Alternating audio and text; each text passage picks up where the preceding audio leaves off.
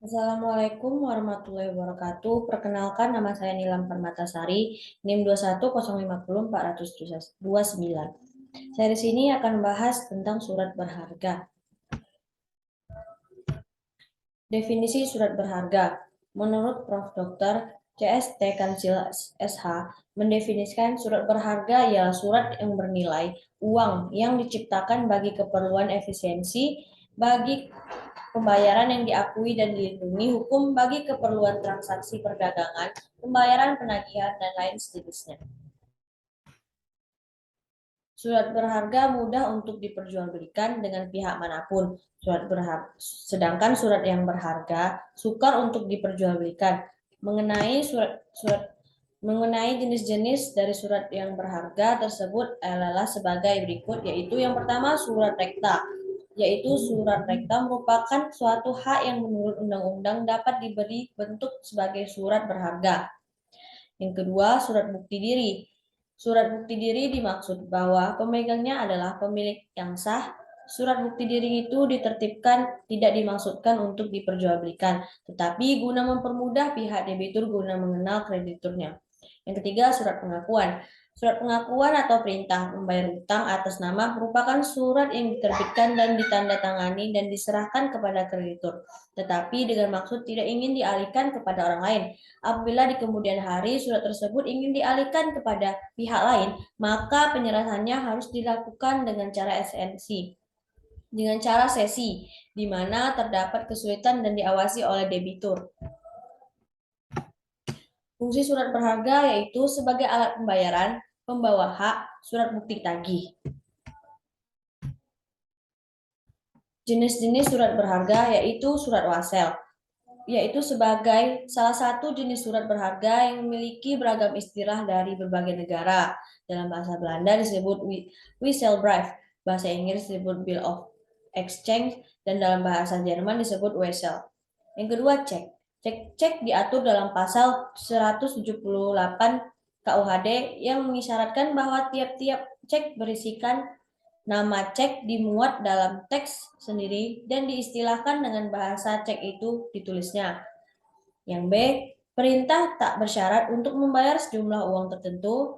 Selanjutnya C, nama orang yang harus membayarnya atau tertarik atau pembayar. Yang D, penetapan hari-hari bayarnya. Dan E, penetapan tempat di mana pembayaran harus dilakukan. Dan yang terakhir, nama orang yang kepadanya atau kepada orang lain yang ditunjukkan olehnya.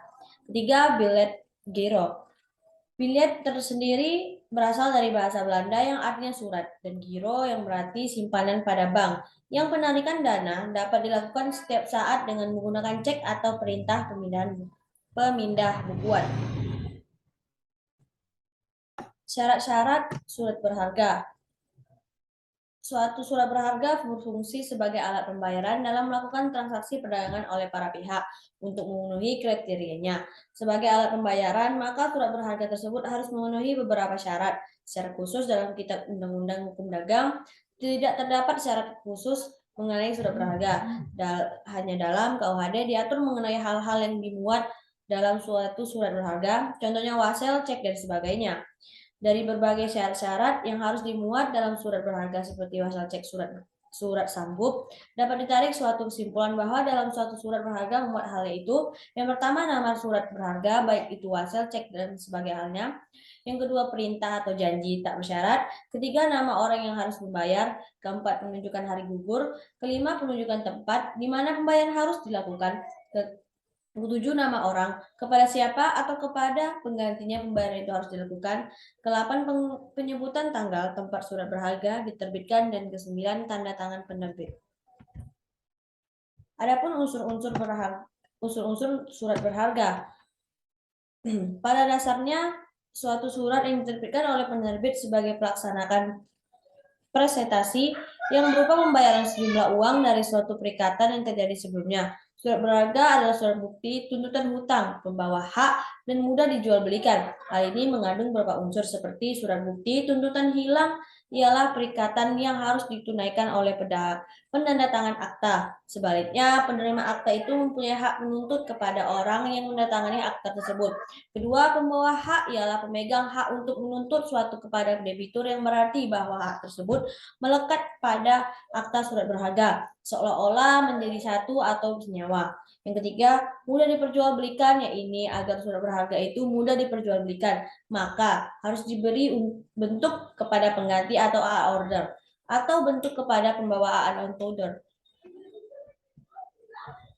Pihak yang terlibat dalam penerbitan surat berharga, yaitu pihak-pihak terlibat di dalam penerbit surat berharga pada umumnya.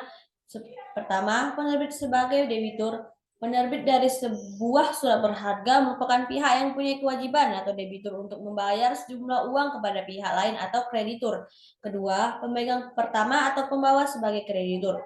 Pemegang atau pembawa dari sebuah surat berharga merupakan pihak yang menerima pembayaran dari debitur atau penerbit. Dalam hal ini, kedudukan pemegang atau pembawa tersebut yaitu sebagai kreditur. Ketiga, tersangkut. Tersangkut merupakan pihak yang melaksanakan perintah dari penerbit untuk melakukan pembayaran kepada pemegang. Selanjutnya contoh kasus dari surat berharga. Ketidaksahan pemindahan hak atas saham akibat transaksi menggunakan cek kosong, putusan Pengadilan Tinggi DKI Jakarta register perkara nomor 51 garing PDT garing 2019 garing PT DKI. Sebagaimana kasus tersebut yaitu peristiwa jual beli dalam PT Permitra Pragya Prakarsa berdasarkan putusan Pengadilan Tinggi DKI Jakarta register perkara nomor 51 garing PDT garing 2019 garing PT DKI.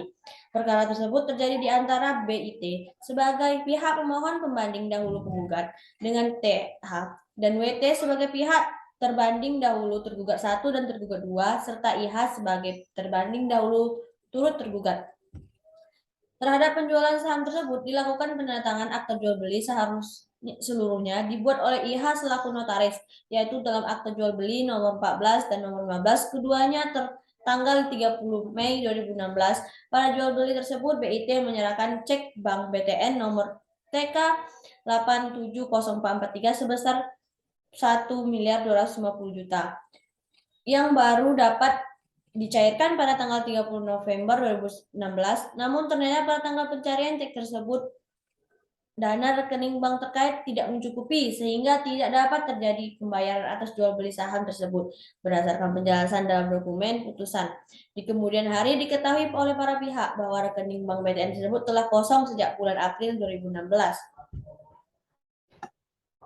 Bersamaan pada saat penandatangan akta jual beli tersebut, para pihak menandatangani pula pernyataan bersama, suatu bentuk kesepakatan bersyarat yang mana para pihak telah menyatakan apabila terjadi kondisi gagal bayar dari pihak penjual, maka seluruh kesepakatan jual beli menjadi batal dan tidak memiliki kekuatan hukum, sehingga dapat diketahui premis pada akta jual beli yang menyatakan transaksi telah dibayar lunas, merupakan formalitas belaka untuk mendukung format lazim dari akta jual beli. Berdasarkan perselisihan di dalam perbuatan hukum jual beli saham PT Pemitra Prakarsa merupakan suatu peristiwa yang dapat dihindari jika para pihak, secara khusus notaris yang membuat akta jual beli atas saham tersebut memahami wajib terpenuhnya pernyataan terang dan lunas pada akta jual beli yang dibuat di hadapannya. Keabsahan dari akta jual beli yang pembayarannya menggunakan cek kosong dan penyelesaian sengketa terkait jual beli atas saham di dalam perseroan terbatas, termasuk terkait tanggung jawab notaris dalam pembuatan akta jual beli tersebut, yang semestinya dapat dilakukan sesuai dengan kode etik jabatan dengan penuh kesadaran akan pentingnya prinsip kehati-hatian notaris dalam melaksanakan jabatan dalam bermasyarakat. Peran dan tanggung jawab notaris. Peran dan tanggung jawab notaris terhadap akta jual beli yang dibatalkan berdasarkan putusan Pengadilan DKI Jakarta register perkara nomor 51 PDT garing 2019 PT DKI, sebagaimana kasus ini tidak memberikan beban tanggung jawab bagi secara perdata maupun pidana atau memberikan perintah administratif kepada notaris untuk dapat membaliknamakan kembali saham-saham yang telah dinyatakan batal demi hukum atas akta-akta jual beli sahamnya. Majelis hakim menyatakan batalnya akta-akta jual beli yang dibuat oleh IH selaku notaris, maka peran notaris dapat dimintakan adalah untuk mencatatkan pembatalan atau memberikan keterangan terkait dengan batal demi hukumnya akta jual beli nomor 14 dan nomor 15. Kedua, tertanggal 30 Mei 2016 dan atau membuatkan akta pernyataan pembatalan terhadap akta-akta jual beli saham yang dibuat di hadapannya tersebut. Apabila cek dengan tanggal efektif pencarian yang berbeda dengan tanggal transaksi sebagai alat pembayaran yang diserahkan pembeli kepada penjual. Sejak semula diketahui dan dilakukan pemeriksaan oleh notaris, maka selayaknya pembuatan akta jual beli tersebut tidak dapat dipenuhi. Pembuatan akta jual beli atas saham dan pembuatan akta pernyataan rapat umum pemegang saham dalam rangka penjualan hak atas saham milik TH dan WL dan BIT seharusnya dilakukan secara profesional, mengedepankan kode etik jabatan dan kewajiban yang harus notaris penuhi dalam menjalankan jabatan. Sikap seksama dan hati-hati dalam menjalankan jabatannya wajib dikedepankan oleh notaris untuk memberikan peningkatan pelayanannya pada masyarakat umum. Notaris sebagai pejabat umum kepadanya dapat dituntut pertanggungjawaban terhadap akta yang dibuatnya apabila dapat dibuktikan kelalaian dari notaris dalam menjalankan jabatannya. Adapun analisis dari kasus ini, yaitu yang pertama, penggunaan cek sebagai alat pembayaran dalam transaksi jual beli atas saham wajib dengan tanggal efektif pencarian yang sekurang-kurangnya sama dengan tanggal penandatanganan akta jual beli atas saham yang dialihkan tersebut. Pihak penjual dapat terlebih dahulu melakukan konfirmasi kepada pihak bank terkait sehubungan dengan penerimaan ceknya sebelum dapat melaksanakan penandatanganan jual beli atas saham. Terhadap penerimaan pelunasan pembayaran, pembeli diwajibkan pula untuk memberikan kuitansi kepada pihak penjual sebagai bukti telah selesainya pelaksanaan transaksi jual beli apabila pihak penjual dan pembeli belum dapat memenuhi unsur esensiasi dari jual beli. Maka kesepakatan para pihak sebaiknya dapat didahului dengan pembuatan perjanjian pengikatan jual beli atas saham untuk menjadi dasar kesepakatan di antara para pihak. Yang kedua, notaris sebagai pihak yang diberikan kewenangan berdasarkan peraturan perundang-undangan terkait untuk dapat pula membuat akta jual beli atas nama saham, wajib menjalankan jabatannya dengan mengedepankan kode etik dalam jabatan, dan wajib dengan seksama melihat kesesuaian pernyataan para pihak dengan dokumen atau fakta-fakta yang ditemukan dengan inisiasi sendirinya. Perlu dilakukan pengecekan terhadap pemenuhan pelunasan pembayaran terkait dengan jual beli. Selain daripada pada hal tersebut, notaris dapat membuatkan formal surat pernyataan para pihak dan melepaskan notaris dari segala bentuk penyelesaian di antara para pihak yang mungkin timbul di kemudian hari. Akibat dari tidak benarnya pernyataan yang disampaikan para pihak di hadapan notaris saat membuat akta, notaris sebagai pihak yang mengetahui aspek hukum yang mungkin lebih baik pengetahuannya dari para pihak yang menghadap ke depannya dapat pula memberikan penyuluhan hukum terkait dengan perbuatan hukum yang akan dilakukan oleh para pihak, termasuk memberikan saran dokumen hukum apa yang lebih baik dibuatkan agar lebih melindungi kepentingan hukum bagi para pihak.